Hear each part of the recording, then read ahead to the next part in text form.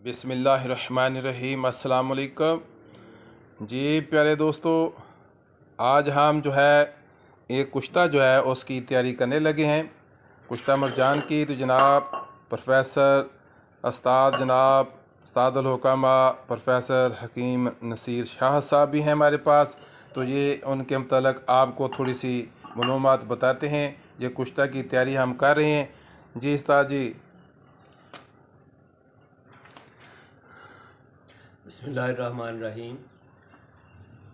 दोस्तों, हिकमत के अंदर कुश्ता साजी का बहुत रिवाज है और कुश्ता साजी को सीखने के लिए बड़े लोग अतावले रहते हैं, लेकिन कुश्ता साजी के लिए वक़्त दरकार होता है।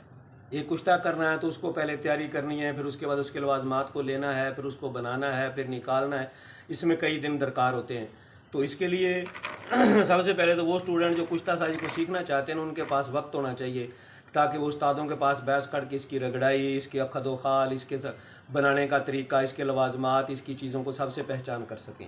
तो आज हम इसी सिलसिले में कुश्ता मरजान, बीख मरजान का कुश्ता कर रहे थे। तो उसके सिलसिले में हम यहाँ क्वार गंदल के अंदर इसको करेंगे। और फिर सबसे पहले तो हम बीख मरजान लाए हैं। तो बीख मरजान वैसे हमने थोड़ा ये टाइम नहीं लिया, हम इसको ना इसके अंदर डाल चुके हैं। वैसे मैं आपकी एक शनाख्त करवा देता हूँ, टुकड़ा मिल जाता है। तो ये हमने बीख मरजान को इसके अंदर डाल दिया, जैसे ये है।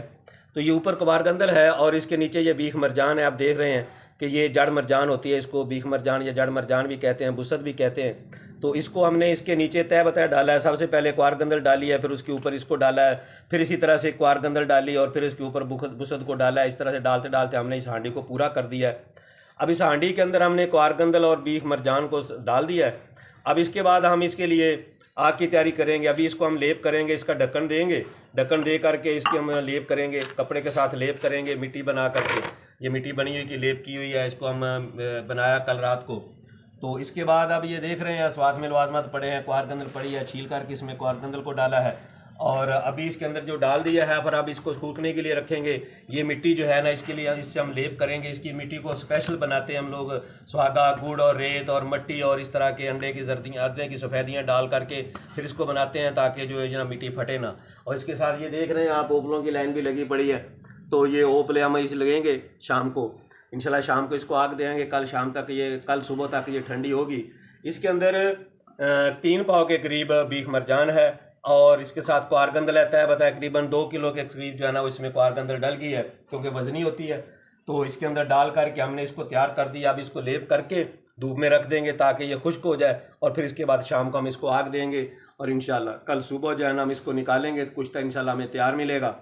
और इस कुश्ते को हम फिर कैल्शियम के रूप में किसी भी मर्ज़ पर कर ले सकते हैं, स्पर्म में ले सकते हैं, हर्निया पे ले सकते हैं। इसके अलावा अठरा में और कैसी अमराज हैं जो बच्चों के कद नहीं बढ़ते, ऐसी चीज़ों के लिए भी इसका इस्तेमाल किया जाता है, क्योंकि बेहतरीन कैल्शियम होता है ये। और कैल्शियम की डोज देने के लिए हम इसको कुदरती तौर पर, हमारे ये कैल्शियम में बहुत अच्छा इसको इस्तेमाल करते हैं।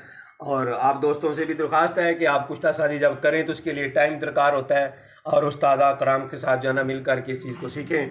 ऐसे ही किसी किताबों से पढ़ कर के लोग कुश्ता बनाना शुरू कर देते हैं, फिर वो कच्चा किसी को देते हैं तो वो लोग जो देखते हैं तो उसको समझते हैं कि ये हकीमों ने ऐसा दिया, जबकि हकीम तो अच्छा कुश्ता बनाता है, अच्छा देता है, उससे काम लेता है। तो ऐसे ही बना करके देखा दिखाई बना कर कच्चा सिमलफार खिला दे तो हकीम का ही नाम आता है। इसलिए कुश्ता साजी के लिए असाज़ा का जो ना साथ होना ज़रूरी है। ये कुश्ता मरजान हमने तैयारी की है। इंशाल्लाह कल इसको जब निकालेंगे तो फिर आपको दिखाएंगे कि कुश्ता मरजान कैसा निकला इंशाल्लाह।